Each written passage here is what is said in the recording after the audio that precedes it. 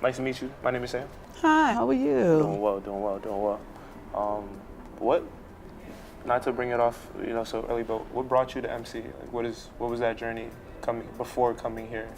Well, my ambition was to become a circuit court judge. So I've always been interested in law. Ever since I was 11, I wanted to be an attorney. So law is my passion. Really? And computers. How about you?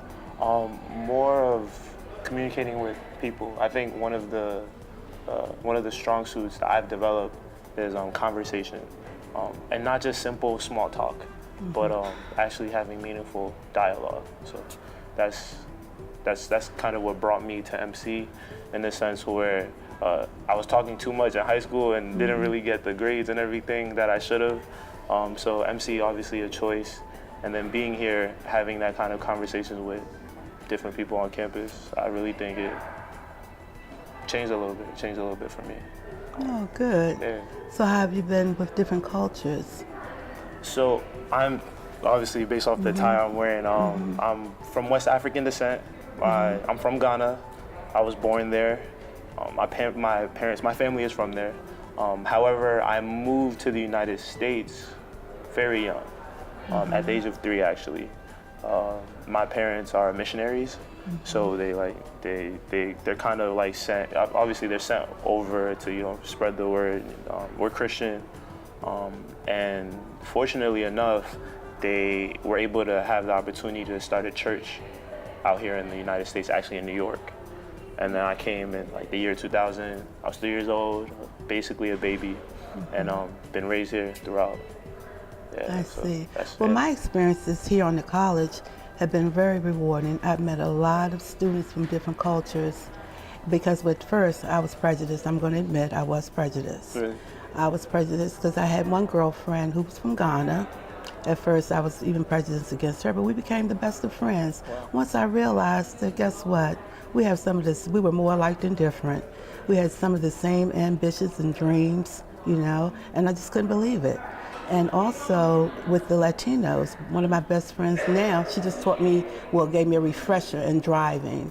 And I've had a lot of teamwork, in most classes here at Montgomery College, they want you to be on team projects, whether you want to or not. That's part of the curriculum. And that's been very rewarding because you got a chance to know each other. And as you're working on your assignments, you start to ask questions. Where are you from? How long have you been here? Have you had any difficulties with the system, because I have one friend, she's already an attorney, but they're not accepting her credits she's from Peru. Really? And so that's an issue for her, and I'm trying to help her with that. Yeah, but I've learned so much from other cultures and realized we're more alike than we are different as far as goals and dreams. So I don't want to pry, but what were those prejudices, like the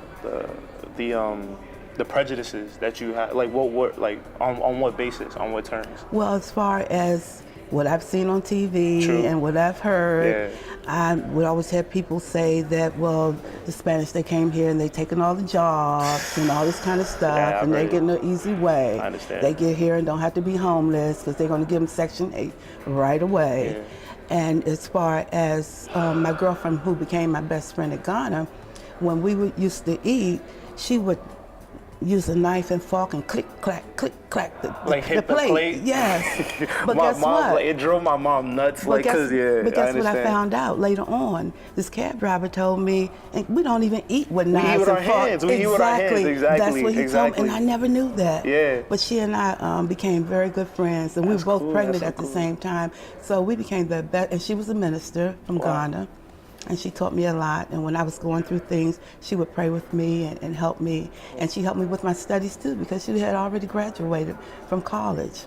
That's cool. In medicine, That's yes. Cool. So it was very interesting to know all this time I'm prejudiced, and come to find out they don't even eat with knives and forks. So that was like that's what she did, because she didn't have the experience of eating with a knife and a fork, and it used to drive me crazy, listening to it, But other than that, and what I've learned too from Spanish. My girlfriend Catherine, you know, because sometimes I babysit her child and everything. And like I said, we've taken How old? four. How old is her child? Her child's 4. Okay. Same as my daughter's child. And we've taken 4 classes together, not just her, but me and 2 other of my Latino friends, which we're all studying criminal justice, so we're taking the same classes together, but even though we're not graduating at the same time. But I've learned a lot from her, and and they're just as nice. I'm gonna tell you. Honestly, let me tell you. honestly. I'm serious. They're hardworking people. They're Like, very hardworking. like, not to cut you off, but it's like, I think I always joke around and say I'm 25% Dominican. You know, like just joking around. So I'm 25% Dominican. Where? What? Where? En mi corazón. Like, I think a lot of people miss out, or they don't realize that a lot of like the Caribbean, the like countries like Cuba, Puerto Rico, they have a lot of like especially West African heritage, like very much so. The Dominican Republic, and a lot of like art, like I would say, like my African heritage has influence, whether it's culture, food, music over there. So obviously, yeah, we don't speak Spanish, but I always feel like I connect with them, because you can, like, I have friends, like you can literally go, I have like Puerto Rican friends who are as light as a Caucasian, and as dark, maybe even darker than me, maybe purple, like not even black, like purple. Like, it's just so it's crazy, the spectrum, and like understanding that, like, and like you said earlier, like people may come up with maybe predispositions or what they may think, but then when they actually sit down, have conversation, have dialogue, you get to know these people. That's right. Well, I have one question Excuse for you. me, but have you invested in studying any other languages, picking up any other languages? I wanna learn Spanish. I'm like, you have to learn Spanish. Oh my goodness! Like I had 5 classes last semester, and I had to drop the Spanish because you really have to be devoted. You have to be devoted. Any you have language, to have because the time. honestly, if you think about it, it's like you're learning. Sometimes you may learn like a new concept, like a whole new concept, different from. Like, I would say Spanish is not too different. Because of some of the words that they have, we have in English, like they're called cognados. So like cognados is basically the word cognates, words that similar to English words, like statue in English, in Spanish is estatua. You just put an E in front. It sounds similar. But you have to learn the Spanish and the French. Spanish and French, right? Yeah, those I understand. two. Yeah. Those are very international languages. Especially like for us here in the States, Spanish, like we have, like you were saying, a huge Latin American population. French, like you can go off into Europe and different countries, they know French. So it's like, I think that makes you it makes you versatile, to be honest. It really used to be easier for you to get a job over the other person years ago. I was telling people 30 years ago, you better learn Spanish. And then where were you at? I was about to say, like, where you at? But trust me, I'm taking it the fall semester because you have to. Yeah. It will make you more employable, and too. even if you don't, like, you're not fluent, knowing certain words, and honestly, I think that's why I love MC being here, is because represents 177 countries. Oh my goodness, I didn't even know that. That's yes, I learned that in 2003 because I'm a returning student. Okay. And I chose to come here because I love MC so much. And actually, I wanted to ask you that. What is, as a non-traditional student, obviously traditional students, like kids coming straight out of high school and stuff like that. What are your experiences as a non-traditional student being here at MC, seeing like these being in a class with someone who you probably could give birth to, I could be your son probably. I enjoy it. When I first started coming to college, I was home depressed, and I wanted something to do in my spare time, and I love it because I started over at PG College and I came here when I moved, but I love it. You guys keep me young, keep me moving, with the dance moves there. Keep me on top. I'm talking about keep me moving spiritually and mentally. Really? And a lot of the students, because I'm not as sharp as I used to be, because I'm older now, and they help me with some things with my work, because I don't catch on as fast as I used to because my brain doesn't process the information as fast. And I help them with a lot of criminal justice because I've already had the classes, and so I help them, we help each other. That's what we do. Do you feel that it's like your responsibility to, although like you were saying that maybe you may not get something as quickly as maybe someone who's younger, but as a person of the vast amount of knowledge that you've accumulated up until now, do you feel like you should impart that to those students, being having the opportunity to meet the people of younger. I don't want to say like that, but it's like we are kind of whatever we end up doing affects your later years. So do you just see it as like I'm just trying to go get mine, like I'm just trying to get my degree? No. It's an honor and a privilege to be able to share what I already know, my experiences and the information that I have. Each one teach one, right? And it continues to go forth. Oh no, I love it. And I love the new information I'm getting from some of them too, that I didn't get, that they're offering now, that they didn't offer when I was here before in 2003. I graduated from here in 2003 with a criminal justice degree with honors, but I didn't do it by myself. You know, it took, how they say, it takes a village. Takes a village, It took interacting with other students and the staff, and particularly the staff too. They have great staff here, because I was having a hard time at different times in my life at that time, because I had a son who was ill, but the staff and the counselors, they were there for me.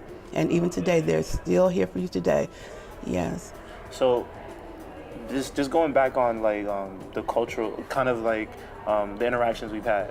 So like my personal interaction, like you were saying that you've met, you kind of had these like, you know, like or whatever.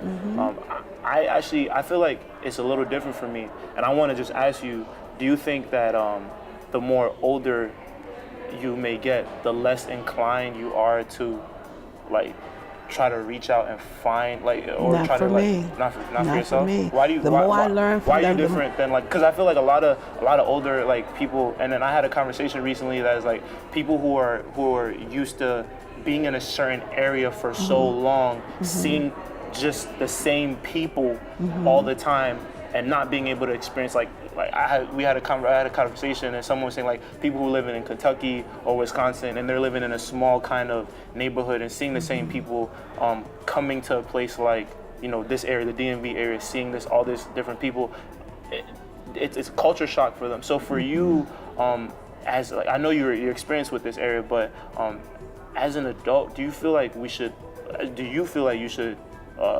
like know more about other cultures, or do you feel like, okay, I've already grown up, I've seen what I need to see, I'm just focused on what's mine or the people around me or the people I care about? And if it's different, why do you think it's different? Why do you like? Well, I think this is a very diverse community. For sure. Okay, so I think it's to my benefit to know.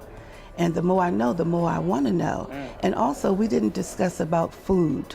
I've learned how to save money from eating more rice, you know, eat more vegetables. I didn't eat a lot of vegetables before, but because of the people that I've met in other cultures, some of them, in particularly the Latinos and the Chinese, they eat a lot of rice. So you still can learn, like, all the time. Regardless. You can never get enough information, never. And also, I like the fact that there are always different students coming. Every year there are different students. Right. You may have learned something from one that you didn't get from the other with the new students that come in. Right. And as far as being an older adult, I think being tired of seeing the same thing over and over again is a state of mind. What is your, like, as you say, like, there's more things that you can learn the more people you meet. What about religious ideologies? Like now that you've kind of like cemented, or like you're like Christian, what about people who don't like you, who don't share your religious belief at MC? Like, have you had that interaction with them? And then what has that been like for you personally? Well, usually I don't discuss politics and religion, because sometimes that comes, you know. Yeah, I understand. It depends on that person. I understand. Yeah, it depends on that person. But my interaction with different religions, because I've been to Bible college also, and we studied over 400 religions. You know, so I'm open-minded. And when you were talking about the people who may be older and how receptive they are to younger students, I'm very receptive. But I have met people, they only want to go to school at night, to night school, because they don't want to be around and associate with the younger people. Exactly. I've seen that, but I'm open-minded. Appreciate that. I'm open-minded, and I like the energy that I get from younger people. You know, like you said, they keep you young, right? Keep you young. Listen to their conversations, and sometimes in the cafeteria they playing their little music, you know, and I might be a little sad. I probably was one of those who played a little bit too loud music. I might be a little sad, and I go to that cafeteria, I get lifted up, especially the Rockville campus. Rockville, for sure. You're not going to do homework in the Rockville campus cafeteria. Not in the cafeteria. But you can do it here, but not at Rockville. I graduated from there in 2003, and I loved it. And I went back there in October 24th, to be a part of the first paralegal club meeting. Really? Yeah, so it was nice. It was good to be there. It's changed. Has it changed, or is it still? Oh, it's still live. Really? It's still nice. Really? Yes, and they've added a lot of new buildings there sure. too. Have you like new buildings? Yeah, like the science wing, like it's huge now compared. I think they like kind of made it bigger or something like the science building. Yes, I love Rockville. Most of my classes are in Germantown. Oh, in Germantown? Yeah, okay. yeah. Makes sense. But Rockville, if you ever go to Rockville, you'll never forget it. Nah. You will never forget being on that campus. For sure. And it's almost like being in like kind of like an urban like type of environment, because you go to Rockville and legit everyone's like walking about and you're seeing different people. Yes, like even just like you're seeing different types of people as you're coming across. Yes. Yeah. I love that campus, and I was anxious to see how it was today compared to 2003. What was that change? Like, was it a different demographic? Was it still the same? Like, was there more people, less people? It's still the same, but it's more live. Really? yeah, a lot of people just interacting in the cafeteria, having fun. You know, you have a couple over there trying to study, but it's difficult. You're not going to study at Rockville. But it was just a fun place to be, and this experience you will never forget if you ever go to Rockville campus. Wow. You ever go there, you will never forget it. It stays with you. Yeah. I mean, I've had numerous like encounters at Rockville with different people. I think recently they just had an open mic in the spring semester, open mic night, and it was crazy to see it like unfold. So it was I don't know if you like the Rockville cafeteria. There's that area where it kind of looks like a lounge area where there's chairs sitting down in there. So they closed that place off, and then we had an open mic night. And if I tell you, like, I don't want to say people from all walks of life, but we had different people just come in. Like, it was crazy because there were people who were just in the cafeteria just like sitting there. And then once they heard like us with the speakers and everything, like they started coming in, and obviously we had food, like we had pizza, you know, people, young people, we love to eat. But it's like, so they come in, and then the people who are just grabbing the mic, like this one dude, East Asian descent, comes in, sings Ed Sheeran, and kills it, like absolutely kills it, has his guitar and everything, kills it. Another dude comes in, spoken word, African American dude comes in, spoken word, and it's like different people, and it's so crazy how something as little as music, expression brings different people together. And what's crazy is like I love how MC, like you can clearly see it. You can clearly see it. You can see that something as little as maybe food, like you were talking about, and then you see a whole bunch of people here. And it may not even be like their country's food, but it's just like food in general can bring such a whole bunch of people together. And I find stuff like that fascinating. And you know what's amazing to me as well is when you have to be on a project, because this is your assignment, cultures are gone. You have to work. You have to get this work done. Exactly. You know, you're not looking at cultures. Then you're looking at working together as a team, getting this project done. Because we all want an A, right? I do. So we're going to do whatever we need to do. Exactly. Yeah, and working on the projects, then conversations start. Yes. You know, when you're taking a break, where are you from? Do you have any kids? Yeah. How long have you been in the United States? You know. And you get like you were saying, like every class, every year, every semester, you get different people, you get different outlooks, you get different stories, you get different backgrounds, and it's almost like, and someone coined this term, and the reason why she coined it was a little different. She's actually on the Tacoma Park campus, a good friend of mine. She calls herself a global citizen, and I love that. I love the way she said it because so her, like, I'll just give you like her reasoning behind it. So she's of Ethiopian Eritrean descent. And she lived, I think she was born in Europe, I believe. She was born in Europe, went to either went to school in Ethiopia, an international school in Ethiopia, and then from there has traveled to various different places in Europe and Africa and in the US. So she believes, or like where she coined the term global citizen is like she has perspective from Europe, like how life is over there, Africa, being here. So when her outlook on things, when people may see it or think of it in a certain way, she's thinking of it as like in a perspective like, how would people in Europe think about it like in this way? Like, you know, they're kind of, you know, like their culture, like how would they think about it in Africa? How would they think about it? And that's what she coins as a global citizen.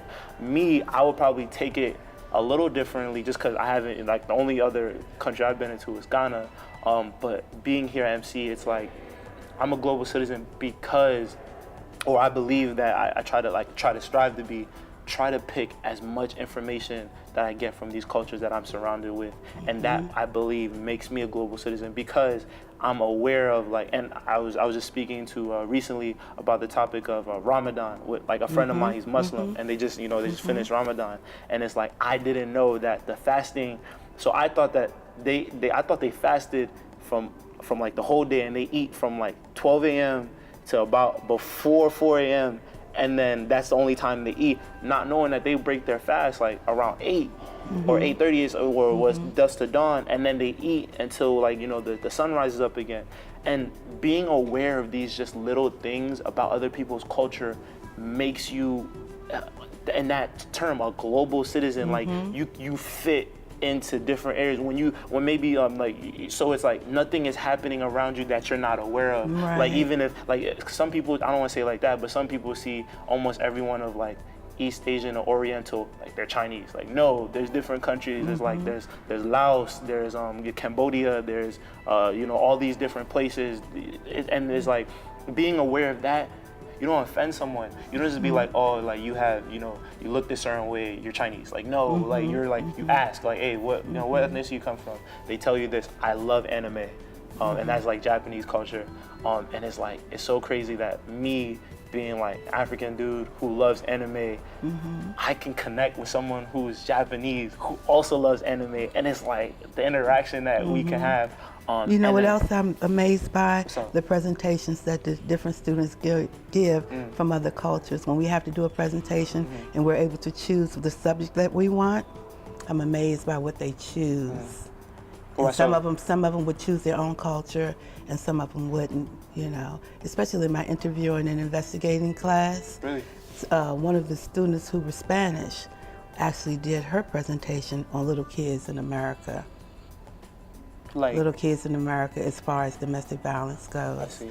Yeah. I see. The subjects that they chose amazed me, because a lot of times I would think they would choose something from their own culture or use it as a presentation, and you may but never they don't. Even know. A lot of them that don't. may be part of their culture, and like a whole thing with domestic violence and such, or certain aspects of their culture that maybe is not televised, and they're kind of showing it in that kind of presentation. Maybe you may not know, but that may be a big occurring thing in their culture. But you never know what caused them to pick that topic over another topic. Maybe that's something. No, they always tell why they picked it. Oh, that's okay. part of it. You have to tell why you picked that topic. Yeah. But I'm just amazed at the topics that they choose and what they use for their props and their pictures.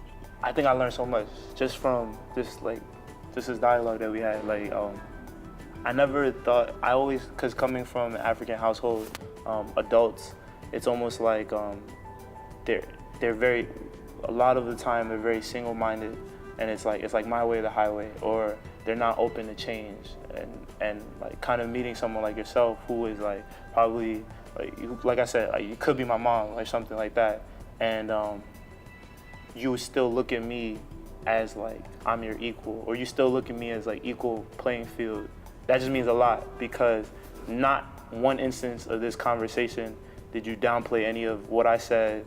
You talked to me like authentically, and it's changed my view on non-traditional students here at Montgomery College, because you kind of don't even, like, when you're in a class with someone who's kind of older than you, or maybe has children or something, you don't feel like you can relate to them because of like age and stuff like that. But kind of like breaking this kind of barrier with you and learning more about yourself. I guess that's the reason why I kind of like being here, because you get to have these conversations with people, and every day, like you said, you find out something new, a new story, a background. So thank you for that. I appreciate it. And thank you for being here as well. And believe it or not, I have students that have come up to me, and that's how I actually befriended one of them. They come to me and they say they're inspired by me being here because of my age. I had a couple of students tell me when they were coming together, Kathy and Grace, they said, we think about you sometimes, we don't even want to come, but when we think about you, say, we're going, because we know she's going to be there. Yeah. And they're inspired because I am older and I'm still going, because I love learning.